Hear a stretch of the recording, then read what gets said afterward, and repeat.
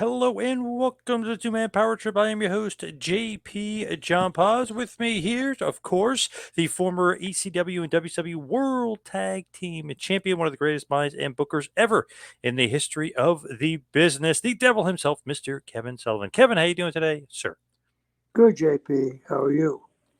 Very good. What is going on as far as the wrestling business right now? I feel like it's a lot of old mixed in with the new because for some reason Kevin Nash in WCW in 1996 is getting brought up on TV with LA Knight all of a sudden. Funny stuff. Yeah, I thought it was. I never really picked up on that from Kevin back when he first said it. I was more glued to what was going on. But I mean, what are we now besides being wrestlers slash superstars slash professional entertainers? We're English professors. Great, terrific. Maybe they should have. They had the genius, they had the dean. Maybe they should have the professor. Yeah, and not Mike Tenay either, the professor like the wrestler professor. Yeah, I Yeah, agree. yeah. Nash said, "Come on, I grew up in Detroit. I mean, sometimes the verbs and the adjectives they just go all together. It gets all confusing." I would not advise anybody that isn't uh, a graduate of Harvard Law, Oxford University, Cambridge in England, like Oxford, to go against Kevin Nash in a one on one debate. Right. Nash is a pretty savvy, smart guy. It's Yeah. funny though because LA Knight said that, and it was because Nash at first said that he is a Rock ripoff. He tries to be like Stone Cold Steve Austin. He's just copying the Attitude Era, and sure, that's working for him now, and that's getting him over. But I guess LA Knight kind of took that to heart. He didn't like kind of being called a Rock ripoff and stuff like that. So that was the clap back, if you will. LA Knight making fun of the adjective line. Yeah. And I don't blame LA Knight. And I think he did the right thing to light a fire under Kevin's ass because now Kevin will start watching this LA's shit and see that he was wrong and push him that much harder. I mean, the guy got over again, I believe, organically. I mean, they had him managing a group at one time like they were the village people, right? Yes. The personal wardrobe buyers, whatever their name was. That's how far in the shithole he was, right? Yep. He wasn't even wrestling. He was managing the personal buyers, right?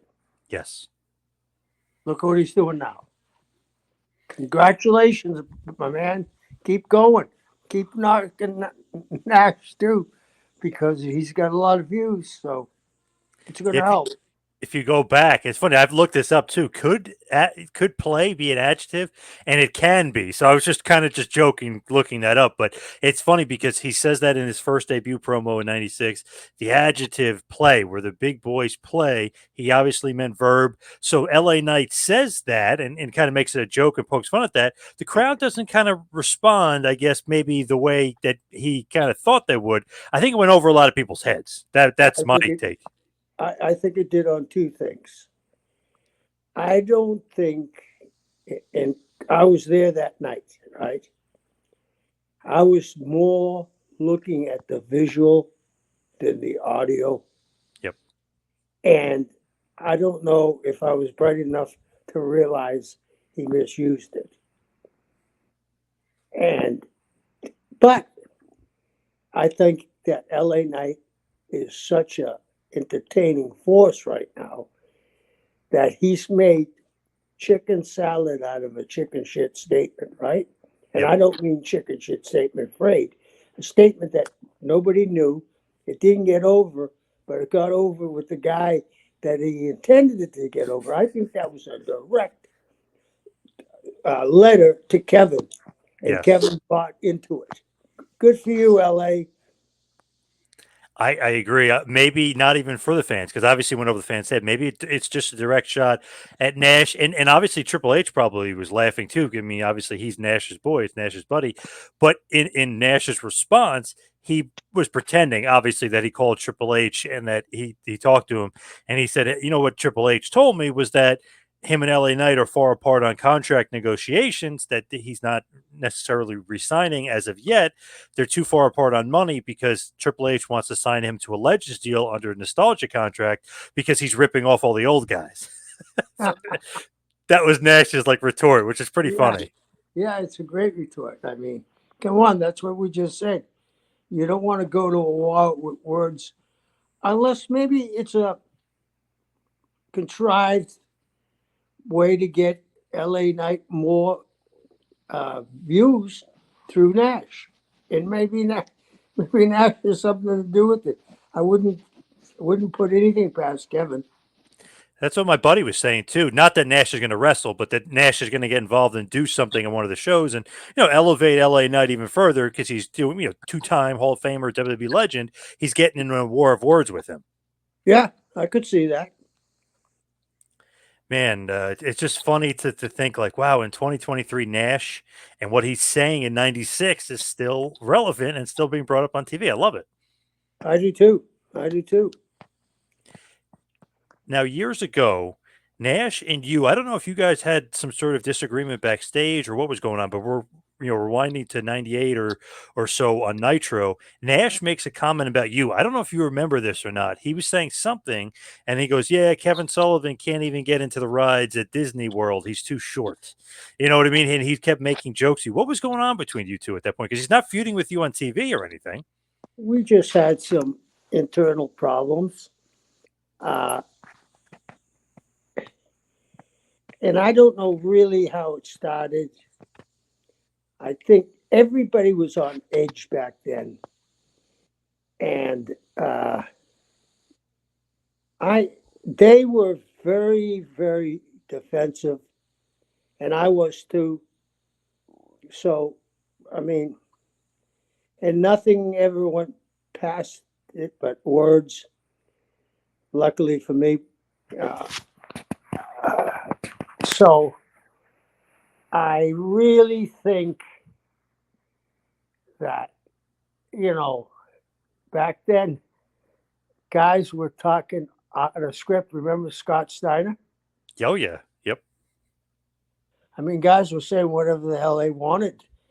And now they fired a guy for going off script, I guess, right? The Hmm. company did. So the business has really changed. So at that point, though, with Nash, it was that like a real issue between you guys? I mean, what did you think when he said that on TV? Well, there was tension with us for a while, and there was tension when you have these many egos, and they were that was probably the highest time of professional wrestling all over, right? Everybody was clamoring to stay up into their position. And I don't even remember how it started. I bet Kevin wouldn't either. So, because uh, nothing ever happened to it. We became great friends like we are still to the day. So no issue with him saying that on TV that hey, you're too short to ride the rides at Disney. Oh, yeah, there was. There was. There was some shit one night in the hotel, but thank God it didn't escalate because I might not be here tonight. Well, the story goes too. When he got backstage, you confronted him. What happened backstage after he said that? Uh, you know, we had words, and it was in back then. It was the Wild West, and you were having words with every guy, just about everybody that was coming through the curtain. Did you guys get in any fisticuffs? Were you about to No, fight? no, thank God. Thank God for you. You mean he would have kicked your ass? He's 7 feet tall. Come on. I might have had a chance to bite his bad knee. I love it though that he's saying on camera, which is totally a shoot comment. People at home probably, even me as a fan is probably like, "Why is he talking about Kevin Sullivan of all people? Like, what the hell is going on?" I mean, that's just a total just for you, right? Just a shot for you, just like LA Knight was Yeah, just a shot for him. yeah, yeah, yeah. Crazy WCW. Did Bischoff or anybody have anything to say about it or no? No.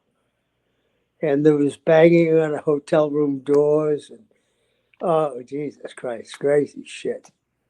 You're banging on his hotel room door, wanting to Yeah, fight? yeah. Uh, looking under the door. Oh God, the places was crazy at that time. But never got into any sort of physical altercation with you guys.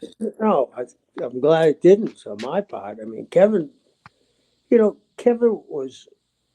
Uh, he trained with John Tate, who was the world heavyweight boxing champion. You know that, right? Yep. He sparred with them. I mean, I've seen Kevin hit the heavy bag. I know how strong Kevin is. I used to train with Kevin. I, he was the strongest person I ever saw on back exercises.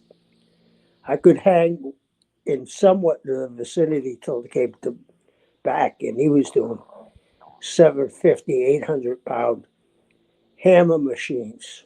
I mean, I've never seen anybody do that. So Kevin was a great athlete. And you've been on his show a few times, so that Yeah. obviously shows you guys are still buddies today, of course. Yes, yes. He used to come down to the Keys once a year, train at the gym. We party, we have a big deal at my house. Yeah. Any sort of crazy extracurricular activities going on, or you guys are too old at that point? No, but there was some wine spilled. That's for sure. Nice, I like that. Now, as far as CM Punk is concerned, I just want to get your take on this because you're saying Wild West and all this craziness. Seemed like AEW's got a lot of that Wild West going on with them. What did you think of him being fired? Were you shocked when that happened?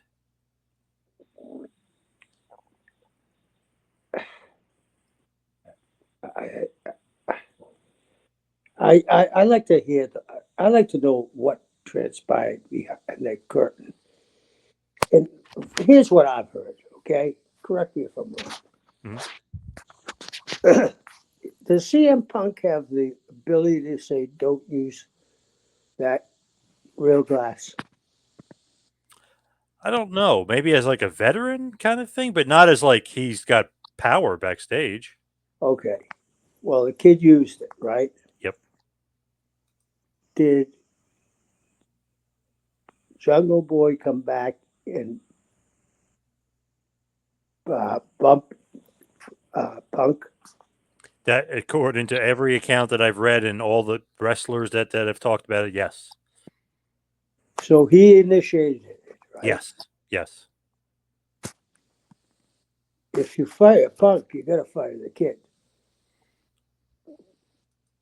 don't you? I totally agree. He's suspended, quote unquote, indefinitely, but he definitely should be fired. I mean, that's ridiculous. If I punch, if I come back from a show and walk over and punch a guy in the face, and he punches me back or chokes me out, he gets fired, and I don't. Insane. I don't understand that one. Unless it's a whole work into itself, but I don't think so. A work by you mean like Khan and Punk?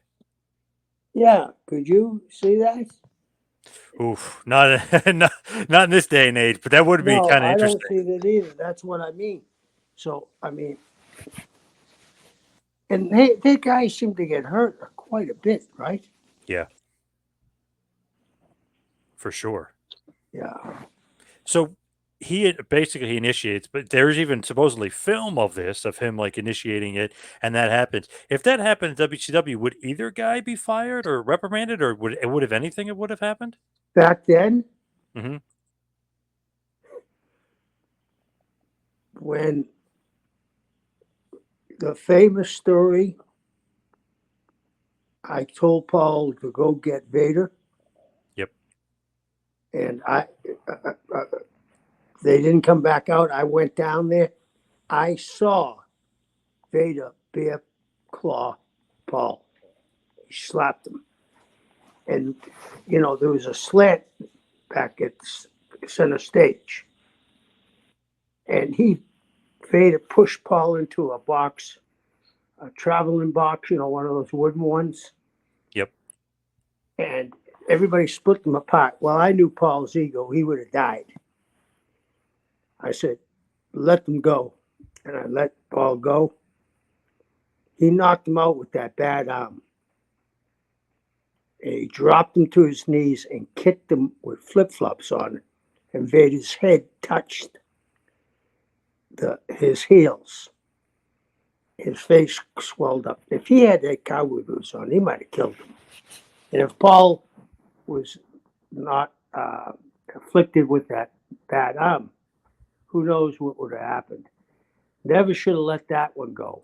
But I never thought it would escalate to that. But hey,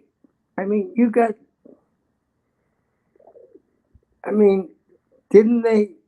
Let's go back. And people are going to say, well, you go back in time. You're a baseball fan. Reggie Jackson and Billy Martin. Yep. Fighting in in the dugout during the game. Coaches and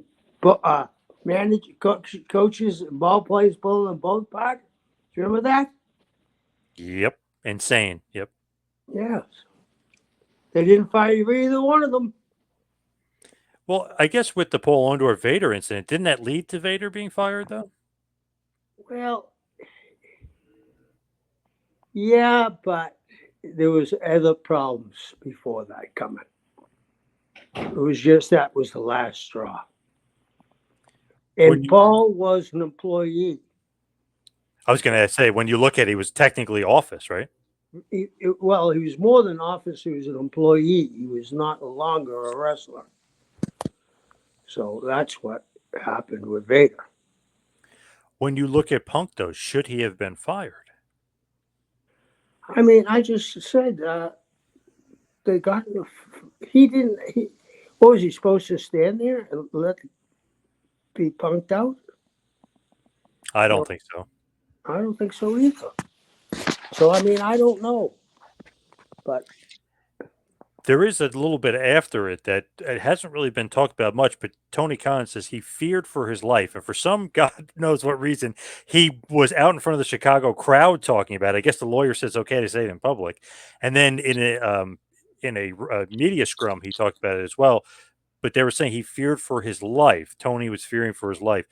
What have you heard anything about that? Or like, what is like the point of throwing that out there? Well, do they have that on film? Apparently, I guess where the camera was, you could see most of what was going on. Okay, have you seen it? No. This is an internal investigation thing, but I've read all over the sheets or whatever that they have film of it. I'm sure those guys talked to Tony and whoever else works for AEW. Something crazy must have happened. Punk probably was out of his mind with rage. Yep. Tony probably was, because Tony wouldn't go out there. I don't believe that Tony Khan would be that stupid to go out there and say that, especially in front of a Chicago hometown, when he fired Punk, their boy, and the repercussions he would have got unless he had just cause, because he kept on using that with cause. Yep. So something probably snapped in Punk.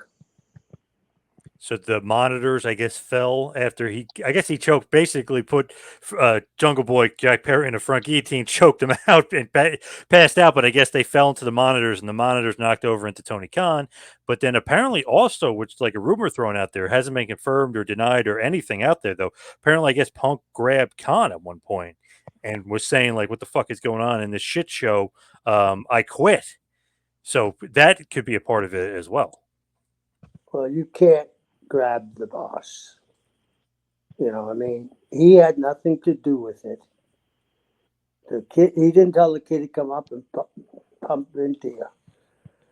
I mean, but I could see how Punk could get enraged. He's had a problem ever since he's been there with that group, right?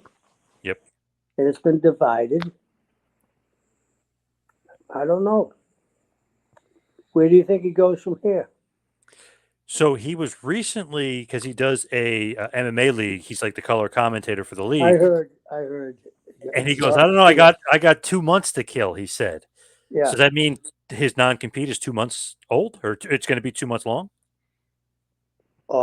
Is he going to make it a return somewhere in 2 months? So my guess would be is somehow his non compete. Maybe he says I won't sue if you do a 2 month non compete or something to that effect. Because in 2 months' time, November, Survivor Series is in Chicago for the WWE. Yeah. What would you think about Punk being in Chicago for that one? I think. I think he. Excuse me. I Bless you. think he's trying to tell us something. Don't you? It definitely feels that way to me. It's just funny to think like, wow, he could be in WWE again. I mean, would you be shocked by that? Yeah. Would you think that he would do it? Would he return? Oh, I think he wants a return. But even after all the bad blood and all the stuff that went down with them, him suing them and this and that, you think that he would come back? Absolutely. Look at all the guys Vince has taken back. Warrior, Brett, Yeah. Ventura, Bruno, yep. Hogan, Yeah. the Nash. list. Oh, No, yep. National, yep. The list goes on and on. So you yeah. don't think on his part there would be any sort of bad blood, like he would return because he's got such a bad taste in his mouth from AEW? If he wants to do it and they want him, yeah, I could see him wanting to get revenge, can't you? Absolutely. Yeah. I thought you might be a little surprised to hear that he might be headed to WWE. Sounds like you're not surprised. Not at all. No. Does anything surprise you in this business? Especially now with that merger. With UFC and TKO taking off, yeah. We had The Rock and Cena in the same SmackDown.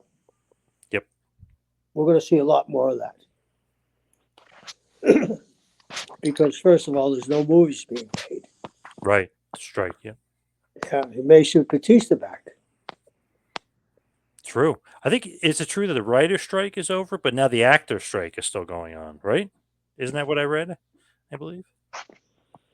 I don't think that, yeah, but it still involves the writing too, I believe, because that AI bullshit, where, Oh, yeah. where they get your uh, persona for pituitary, right? And they can use it, put you in uh, you're in a movie and you have some lines. They could take your persona and put it in another movie and AI you and not pay you for it. That seems to be the big hassle, if I'm reading it right. Which is insane to think about it, because then you could just use the guy's likeness in perpetuity, and like he's not going to get paid for. I mean, he should be paid some sort of stipend or whatever they call it, some sort of fee for the rest of his existence there. Let me tell you something. You get Netflix, right? Yep. We get animated shows on, we got cartoon shows on, you know. They they don't want to pay these actors $20 million. They could make the movies much cheaper, and the stuff. Look at what they do. See us with the generated stuff now in the superheroes. I mean, we're on a slippery slope with this artificial intelligence, I think. Hey, I'm right there with you. I totally agree. But just back to the punker, back to CM Punk here. When was the first time that you ever met Punk or came into contact with CM Punk? I It was in a 6-man tag match with him at a convention years and years ago with Dusty, Dustin, and I believe it was Abdullah against me and Punk, and I forget who else. But I think he's done wonders in the business. And I got to, the UFC thing. A lot of people knock him for it. Hmm. They took a lot of balls, especially after the first one. His ears half hanging off and he's cut. I got to give him credit for trying. He tried. All these people that knock him, I don't see them training to get in the ring and trying it. And you can't knock him getting $1 million either for it. So I mean, No. you can't knock that. And if you remember, he was paid for 2 years to train UFC style. Yep. Yeah. So what was that worth? Do you think that that's looked at as a failure, or do you think that that's just something to hold over his head, or do you think look at it almost like a positive, like, hey, he tried it, you didn't, kind of thing? I think a lot of people hold it over his head because they're jealous. I think I have to commend him for trying it. When you go back to 2005, when you're saying that's actually Wrestle Reunion show down at the DoubleTree, the infamous DoubleTree in Tampa, the main event, like you were saying, was Dustin, and Mike Graham with Mick Foley as a special guest referee, defeating Abdul the Butcher, yourself, and CM Punk. You guys had Harley Race and Oliver Humperdinck in your corner, but the Rhodes boys and Mike Graham did get the win. So what an interesting match there, Wrestle Reunion. You know, with you, Yeah, Punk, and Abdullah. What a team. yeah, yeah. Was that your first time like noticing who he was, or did you know who he was before that? Oh, that was the first time I really noticed him. What did you think? Thought he was good. Thought he was very good. Did you see like huge star potential out of him, or what did you think of him? I thought he had a lot of ability, and he worked hard at it and got the spot and continued to work hard. So my hats are off to him. When you look at him at that era, obviously he's about to sign with WWE eventually, or pretty soon thereafter. But is that shocking to you that he ended up in WWE? No, because he had Paul E behind him. Do you think that his look though, like just as far as at that point, he's not the prototypical WWE guy, not a Batista, not a Cena, not an Orton, look wise? I think he was the start of the change. One of the first, you know what I mean? It's like back then, you didn't see anybody his size. Now you don't see anybody barbarian or warlord size. So the whole thing is times change, fads change, styles change. That's why you need to keep up with all of it. Very true. And before that, obviously, CM Punk, before he got signed, I mean, he made a huge name for himself in Ring of Honor, former ROH champion.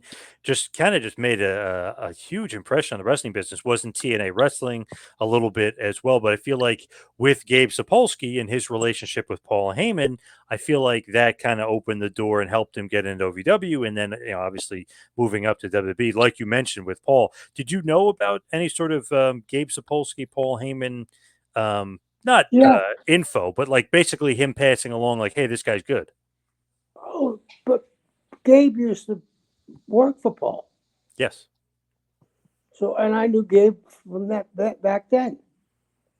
So, I'm assuming that Gabe called Paul and said, this guy got a lot of potential. And Paul looked at it and said, yeah, you're right. And really, Punk, obviously years later, but he became a huge Paul Heyman guy. So, the Gabe kind of pass off really was a huge benefit to Punk when you look at it. Right. Absolutely. When Punk is in like the indie scene, on the come up, do you know if WWE really scouts the indie scene? Because it seemed like for a while they didn't want indie guys. You know what I mean? Like they didn't want those type of wrestlers. No, I think that was a complete change, and I think they're back to not wanting them because of them trying to recruit high collegiate athletes, right? And put them in the performance center Yeah, and give them their way of training. right. Do you think that's good or bad though on WWE's part? They can't aff- afford. They have to have people that are solid, and they can't afford to get a blemish because they're publicly traded. It's not like it was before. So, do I think it's good or bad? No matter what I think, it doesn't matter because they're doing the best they can for their corporation and their stockholders. Do you think that guys with really limited experience in only WB style, do you think that hurts them? Because let's say a guy like AJ Styles, I mean, the guy had so much experience before them. He had experience on TV. He had experience with New Japan and TNA and all this other stuff. He comes in there. He's already made. He's already built. He kind of has a name. Do you think that is kind of the benefit of kind of knowing all that style and then going to WWE rather than being kind of fresh, green, Well, nothing, and then being put into the system? well, Ring of Honor, go back to that, right? Hmm. That's where these guys made their name. Kerry Silkin was the owner at the time. Jimmy Cornette was the booker. They had first class guys running the operation. Now, is there any company out there that's like a Ring of Honor? The only one I can think of is uh, PCW Ultra, but they're only running 4 shows a year now. Uh, so those guys that worked there, they had Cornette, they had Kerry, they had a host of guys coming through.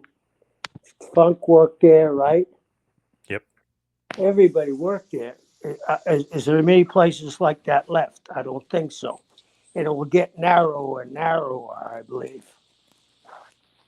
It's true, yeah. I mean, I guess OVW is trying to, kind of get back to where they were back in the 2000s. But yeah, there's not really too many of I, those organizations left. did you see their Netflix special? Yes, very good. Did you like it? I thought it was very good.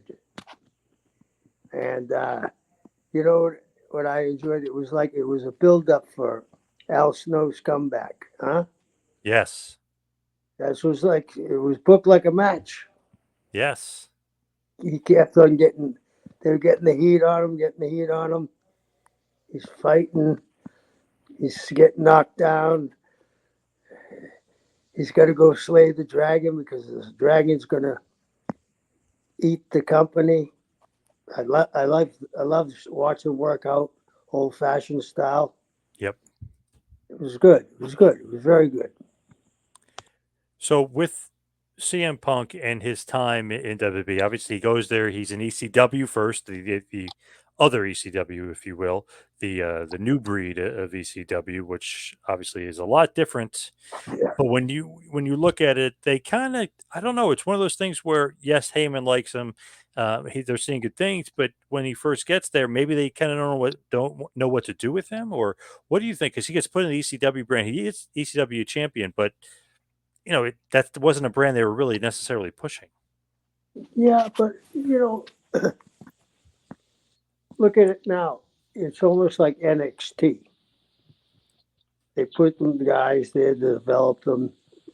Uh, Maybe some of them thought they were going to teach them some new habits.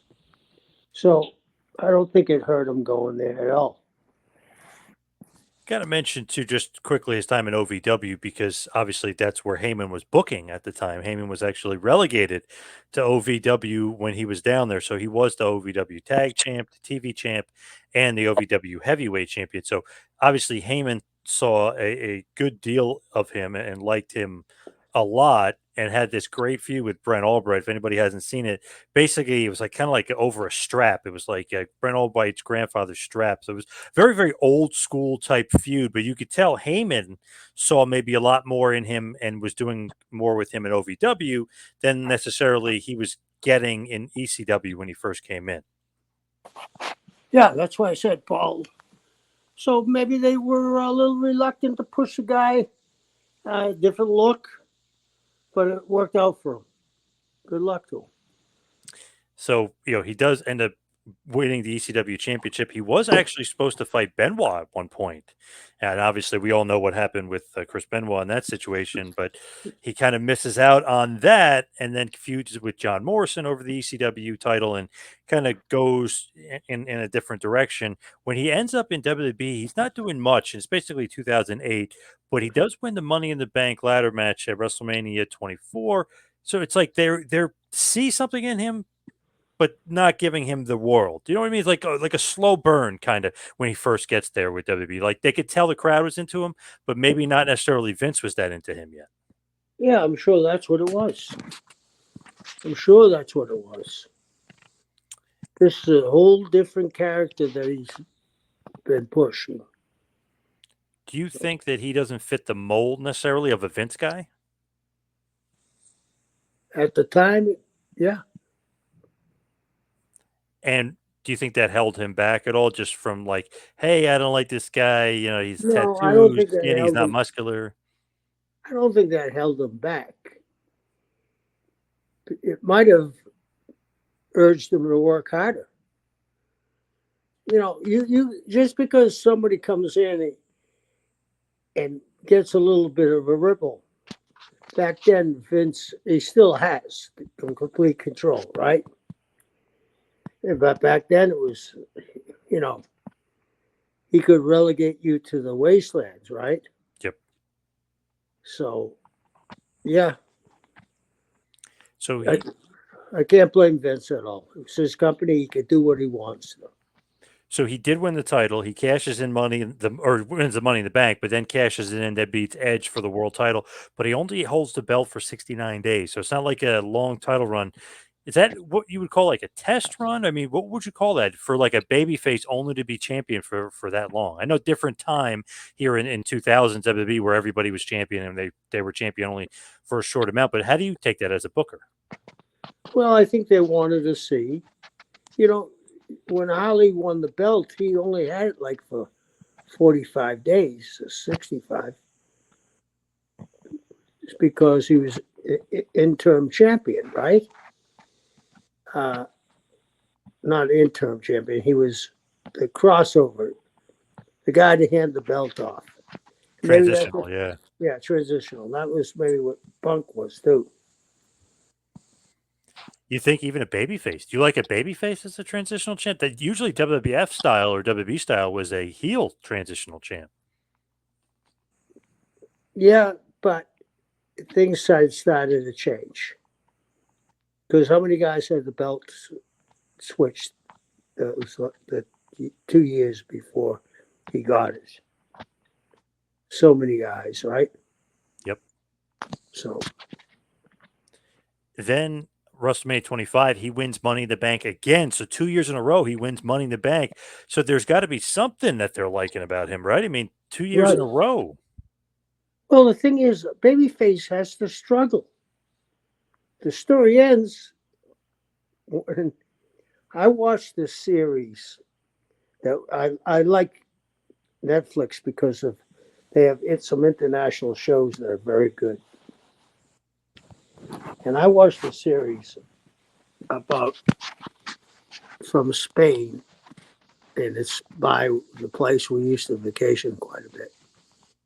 And I know the area, and it was very intertwined. And the baby faces were turning heels, the heels were turning baby faces. But at the end, Good won over, but Good got the shit kicked out of it for 7 seasons. Made a comeback on its eighth. So it was like we talked about uh, the Netflix thing with Al Snow. He made the comeback, right? Yes. Yep. That's all it was. If he had done it on the second program, we wouldn't have watched the other 8 episodes. It's true. It's Yeah. true. So after he cashes in Money in the Bank again, he defeats Jeff Hardy for the championship. Obviously, he's going to get a way longer run this time. He ends up feuding with Hardy for a while. They have some really good matches. Then he ends up in a feud with The Undertaker, where he eventually beats Taker. There's a lot of chicanery because he's the heel now. But he ends up losing the title to Undertaker and kind of ending that feud in that manner. But still, he's kind of, you could see, even though champ, he's elevating himself, right? I mean, feuding with The Undertaker in the main events a lot of the time. Yeah, of course. Is that something when you look at it, it's like there's a good spot in the card to be champion, but once you face guys like Undertaker and guys at that level, you're almost not even really it's set on TV, but you're elevating yourself to the fans, right? Anybody that was working with the Undertaker and beating the Undertaker back then was really elevating themselves. He also had the straight edge society. Do you remember that? Where he basically said, I'm drug free, alcohol free, I'm Yeah, better than you. And he had Serena Deeb, he shaved her head, and yeah. he had Luke Gallows shaved his head. Did you like that gimmick? That was pretty cool for the time. It was different. It was different. And anything that's different is going to get eyes on it. Yeah. Kind of reminded me of you a little bit because he was kind of like a cult leader in a certain aspect. Yeah. Yeah. But completely, I thought the straight edge thing was very good. I can remember an interview with him and Shawn Michaels. That was very good. When you look at it, it's like, okay, he's doing that. That's great. But they are releasing some of the people that were in the straight edge society, so kind of loses luster, and then he becomes the leader of the new Nexus, which kind of was WWE's failed attempt at creating not an NWO, but like a group of guys of outsiders that are coming in and then kind of taking over the company. Really, they were like rookies from FCW, and they had the TV show, and they were unhappy with the TV show. But eventually, he becomes the leader of the new Nexus. You think that's kind of like, I don't know, a downgrade for him, like that Yeah. kind of relegated to now he's the leader of a group that already was a failure. Yeah. I thought it was bad. Yeah. What do you think? Does that mean like political turmoil? Is he in trouble backstage? Like, why No, do you think he was no. getting the downshift? I don't think if guys come up with ideas, we overthink this. They don't think, oh, let's write a segment to make this guy look bad. And the ratings come in, the shits. Nah, that don't work for me.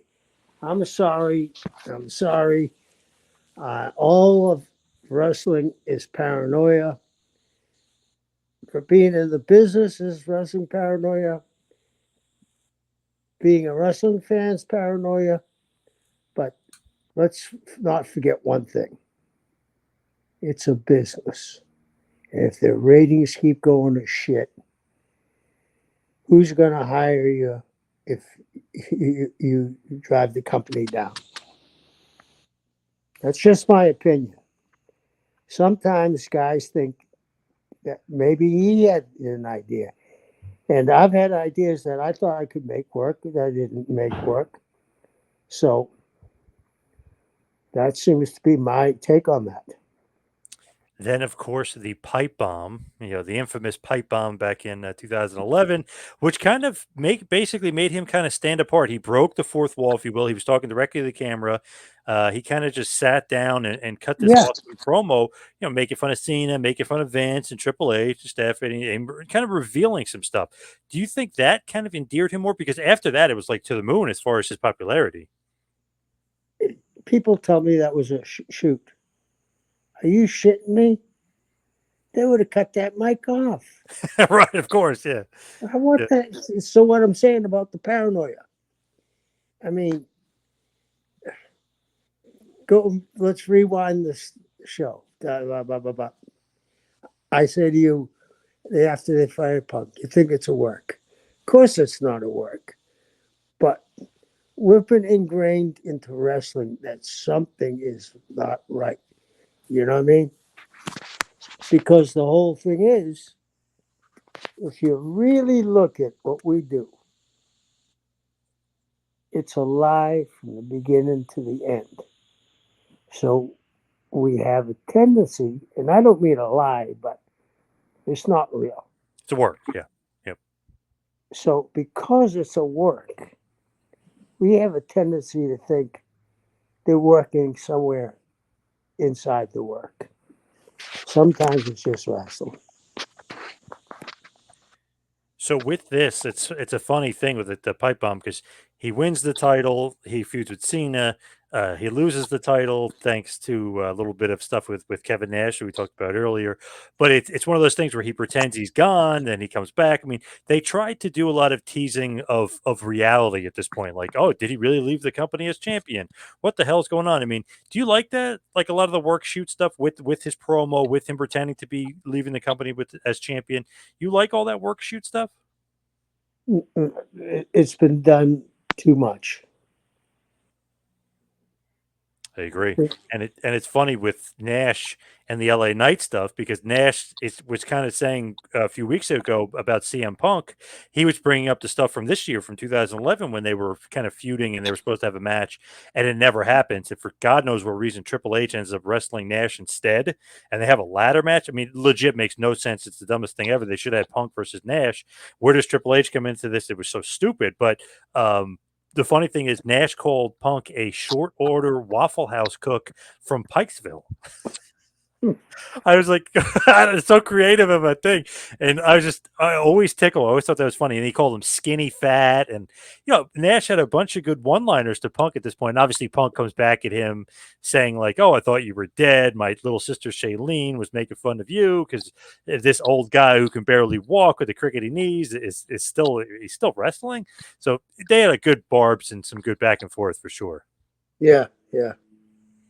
Do you like this short order Waffle House cook line? Because that Oh, is yeah. It's classic. now, he ends up winning the title at Survivor Series and holding the belt for 434 days as WWE World Champion. He'll eventually, during that run, he'll turn heel. He'll become a full-fledged Paul Heyman guy. Heyman will join him. I mean, to be champion for that long in that era, I mean, that's pretty damn impressive, right? Yeah, I think so. Yeah, yeah. What does that say, though? Like that they were putting the belt on him for that long? They had somebody behind them, and I think it was Paul, singing his praises and rallying for him anytime they talked about maybe taking the belt off. When you look at it, though, he was world champion 434 days. He did get some main events, but he wasn't in all the main events. Does that bother you at all? Again, a different time, and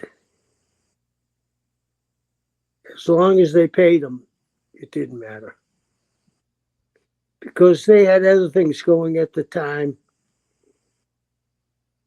And I liked the title to be the main event every time, but I've seen it at different times where it wasn't. Champion for 434 days, but did not main event WrestleMania. Does that bother you? Yes.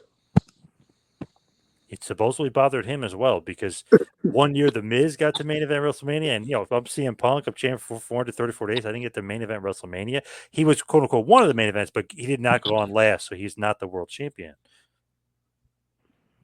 Yeah, I know. Does that It's just their way of doing business. When you sign up for a job, even it isn't like there's 10 companies to work for back then when he's doing it, right? You either take it or leave it. You can make a bitch about it, but the more you bitch,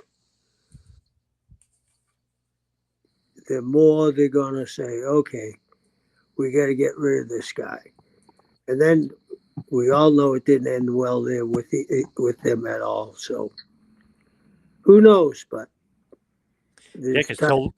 he'll end up losing the world title, 4 to 34 days later. So awesome title run, and it's great. But on one aspect, I'm always like, wow, that's unbelievable. 434 days. It was a record for a while.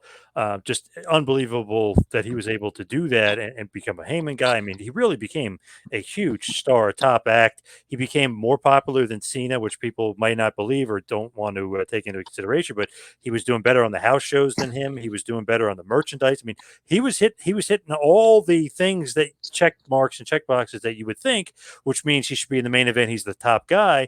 But then The Rock comes back and he loses the title to The Rock. So it's one of those things where I think he got really bitter and pissed off that he was checking all the boxes along the way. Hey, I did this better than Cena. I did that better than Cena. But Okay, in the end, okay. he's not I'm Cena. going to I'm going to interrupt you.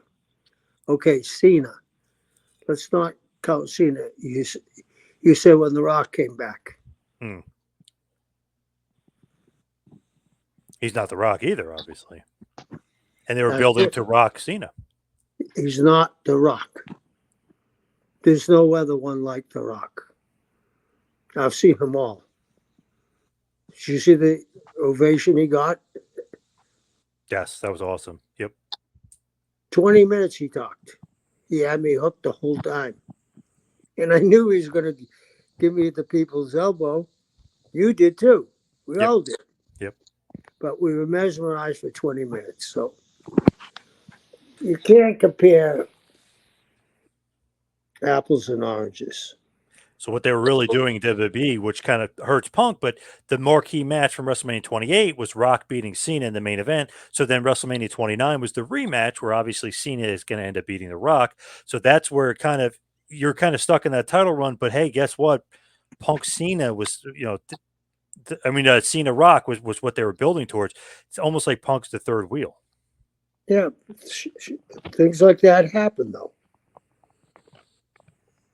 Oh, excuse Things me. like He that. apparently was not too enthralled. That really made him bitter, I guess, towards WWE. That The Rock comes back and part-time guy steals the spot of a guy that was just champion for 434 days. But that's just business, right? Again, you saw what The Rock did. Okay, we got to have someone pinch hit, right? Seventh game of the World Series. We need to win so this franchise doesn't move. Correct? Yep. We got bases loaded. We're down by 3 runs. The pitch. This is about when pitchers used to hit. Pitcher's going to come up. We got 2 designated hitters, or 2 pinch hitters. Rock or Punk. Which one you sending up? You got to go Rocky. That's it. And that's not taking away anything from Punk. He did end up fighting Undertaker for the streak at WrestleMania 29, which is the best match on the show, obviously. Um, does that mean a lot, though? Because that felt like Yeah, that's one of the main events, but he felt like it wasn't the main event, so that pissed him off.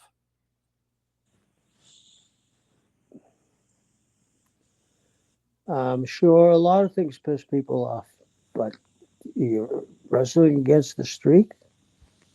I don't know. Loses to Undertaker, of course. So just there's a little bit of a pattern here where he's wrestling the top guys and losing, which isn't necessarily bad, but maybe it's sticking in his craw a little bit because loses to Rock at Royal Rumble and the Elimination Chamber. Then he loses to Undertaker at WrestleMania. Then he loses to Brock Lesnar at SummerSlam. All great matches. He did a great job. Is that just the nature of the beast here? Like you're going to lose to some of these guys on your way up to the top? Absolutely. Who would you have him beat? Well, I If wouldn't we have had were, him end the streak. Maybe he could have beat Lesnar, I guess, but I wouldn't have had him end the streak. okay, you wouldn't have him end the streak, right? Right? Would you have him beat Rock? No, no. Okay, The first match, yes, I would have had some sort of schmaz in the second one, and maybe not have him lose, but not beat The Rock. No, would you have him beat uh, Rock just coming in? Yeah, that's true. It's all timing too. It's all kind of where they were headed in the storyline. Yeah. Right. And they were kind of headed towards him being a babyface and Heyman kind of leaving him, and obviously Lesnar being with Heyman. So it was, I don't know, it's one of those things where it kind of makes sense storyline wise. But this is all bothering him though. He's all like, I should getting some of these wins over these guys. That's his prerogative. That's And what he sees. then he fused with the Shield, and then he's doing that thing, and Ryback and Paul Heyman. But then he's about to feud with Triple H, and he says to Triple H, "You need me more than I need you." So he decides not to, he decides to quit WWE. He didn't want to wrestle Triple H at WrestleMania 30. He can do what he wanted, saved his money. Do you think that that was a problem? I mean, Triple H, huge star, big name, and he's not going to want to wrestle Triple H at WrestleMania. Is that a problem to you? Are we betting on this match? Maybe. I mean, it's a work. Right. If you're going to be in a main event at WrestleMania, do you have to win? You win when they hand you the paycheck.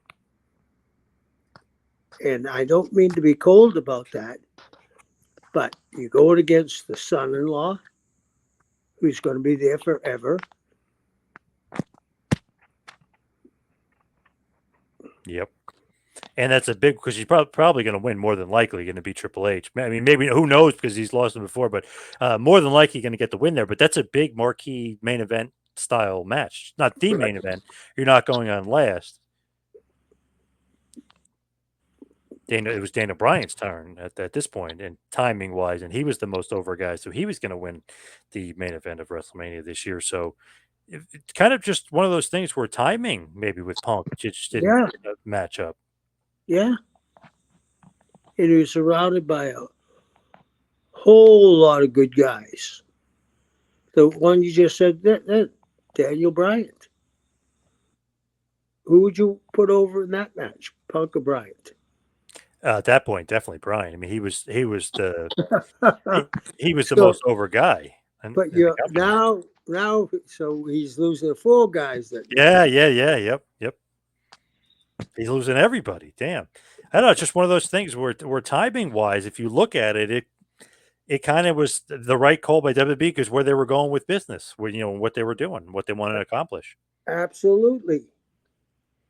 And I don't think they were going to forget what he did for them. I'm not sure, but I'm just saying. When you look at it too, he was wrestling with a staph infection, so there was an issue with the doctor. Remember, he went on Cole Cabana's podcast and kind of, talked about that. And obviously, there was a huge lawsuit over it. So there was a lot of Okay, behind the scenes stuff I'm going going on. to I'm going to stop you right there. Hmm.